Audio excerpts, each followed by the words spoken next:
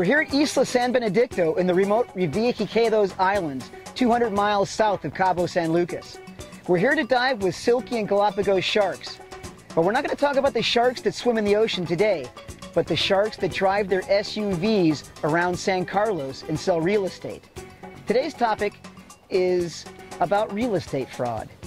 And we affectionately call this episode South of the Border, Land of Disorder.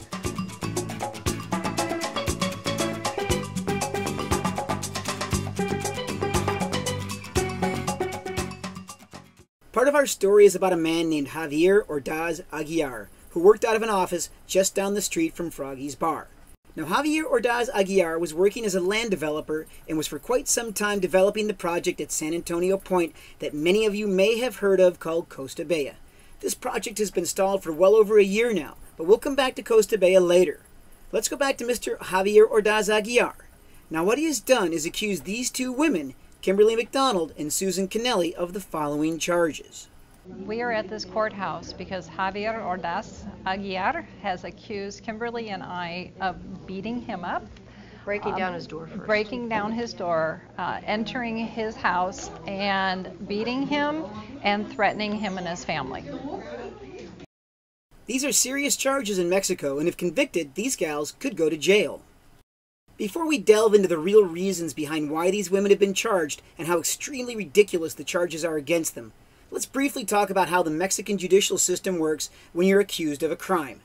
And for that, we're going to tell the story of another American in San Carlos and his long and expensive sojourn through the Mexican judicial system. And tell me your story, John. What's your dealings with Richard Baca? I became a tenant for a rent house here in the country club in 3 years ago, and Richard Baca was the agent for the owner.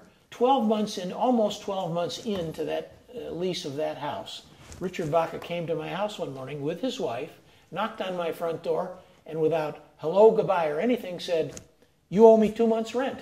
I said, "Do you have any documentation to back up that statement?" And of course he does not have. John Papel is an 81-year-old animal-loving retiree from Chicago, Illinois, who has adopted several stray cats and dogs during his 3 years here in San Carlos.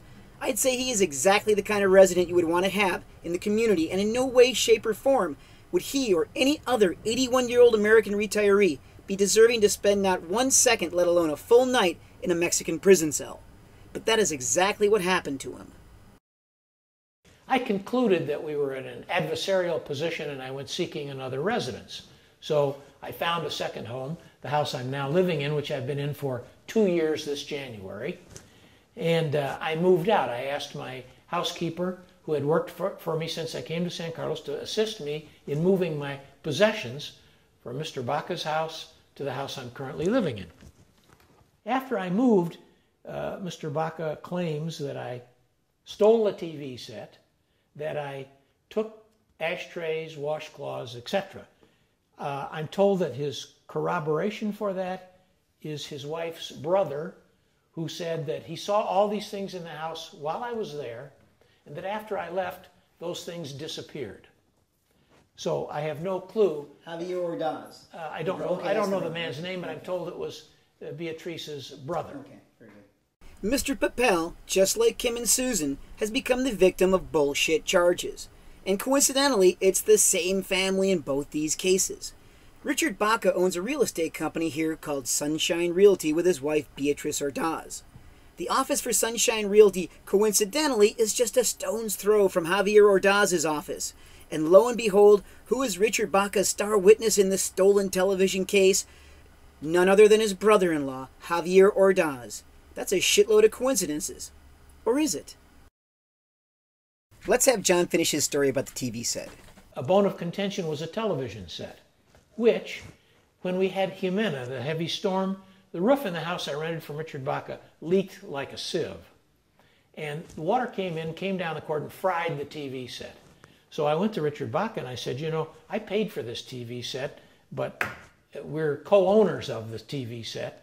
You want to go halves with me, we'll get it fixed. He said, okay, get it fixed and I'll So the TV set you brought to the house. Yeah, oh, yes. That was your TV that you moved in with. Well, it's a TV set that I asked Scott Bailey of DirecTV to go to Wymus and purchase for me. So the TV set lasted about 10 days or 2 weeks, and Zappo it went again, and I said, there's no sense throwing good money after bad, so I'm going to stop the music and forget it. And I put the TV set in the hall of the house I was still in, Baca's house. The TV set was shot. I just put it in the hall, and I went to Coppel's in Wymus, purchased another TV set, called Scott Bailey and said, would you come and hook it up to the antenna to the satellite dish we have on the roof? So I took the TV set, put it out on the curb, and let the trash guys pick it up because I now had a TV set that I had purchased. In retrospect, I should have given it to Richard Baca and said, this thing is shot, do what you want with it. But I made the independent decision to put it out on the curb and get rid of it. My mistake. Now, a textbook Ordaz cartel harassment case rarely begins with them going to the Ministerio Publico. Usually when the Ordaz family decides to go after somebody, they go to the offices of immigration in Guaymas first and spew a pack of lies about how you're an illegal gringo living in Mexico. In my interrogation by the police officials in Guaymas, the gentleman with the police department said to Julio and to my attorney, why don't you just give this man a TV set and maybe this whole thing can go away? Who said that to you? The police. Okay. And I said, that sounds like a good idea. Enough is enough. Let's get on with the show and not waste a lot of time on this. So the offer, I believe, was conveyed to Mr. Baca that I would buy a TV set, give it to him, he could put it in the house and do whatever he wanted to do. I never heard another word. That's a year plus ago, a year and a half maybe, since I made that offer. I never heard a word, so I thought, well, I don't know, I guess the thing is going to disappear.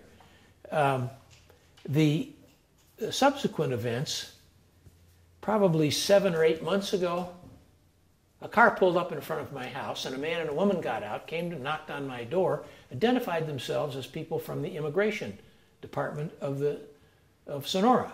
And I said, yes, can I help you? And they said, we would like to see your passport and your visa. We'd like to see all your documents that allow you to be in our country legally.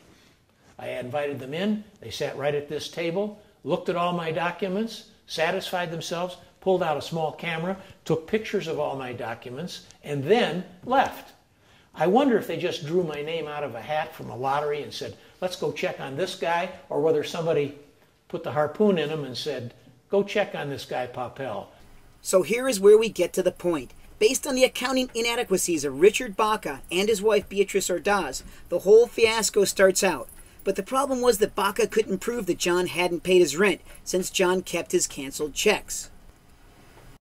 I have secured in the interim period of time copies of checks from my bank in Florida, which I gave, you can see here, Beatriz Ordaz in September of 2010, Beatriz Ordaz. So you got a whole list of the checks. I got all the checks. I called my bank.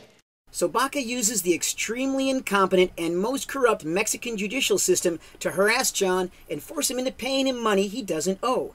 It doesn't cost Mr. Baca a single centavo to march right on down to the Ministerio Publico and falsely accuse John of being a thief.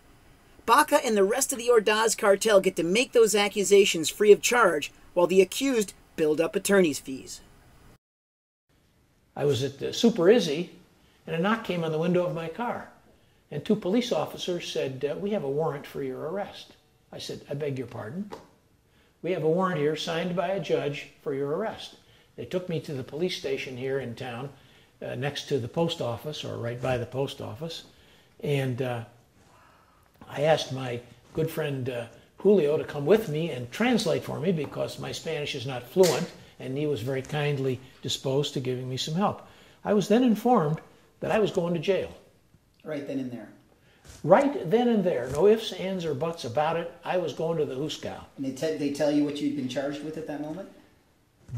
Showed me a piece of paper signed by a judge, which I presumed to be a warrant, but no. Didn't give me any specifics as to what I was charged with, and hauled me immediately to the Huskow.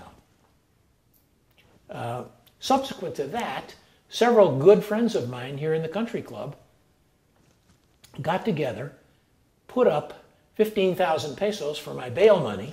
Your buddies bailed you out. Bailed me out of jail. So the next day, after spending the night in the Huscow, I went and was removed from the jail. However, waiting for me was immigration.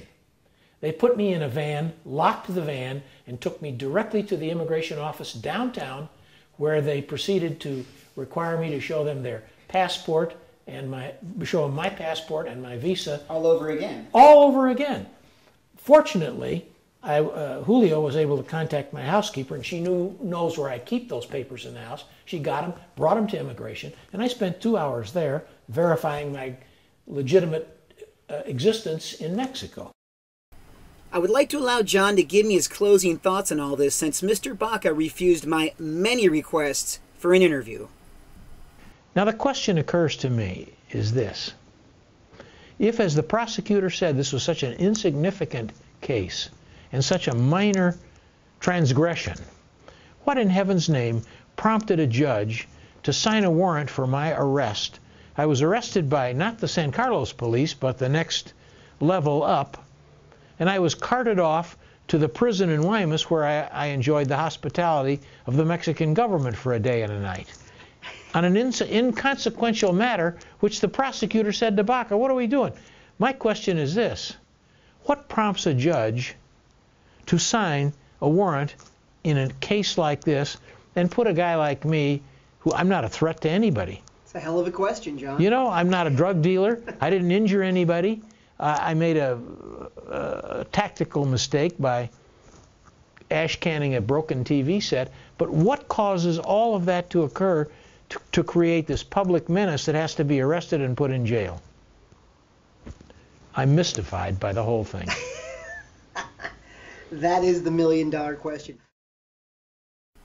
That is a most relevant question, John, and it has a pretty simple answer. Dinero. It costs money to bribe the Ministerio Publico and judges. Although in this case, I can't prove that Baca did bribe anyone.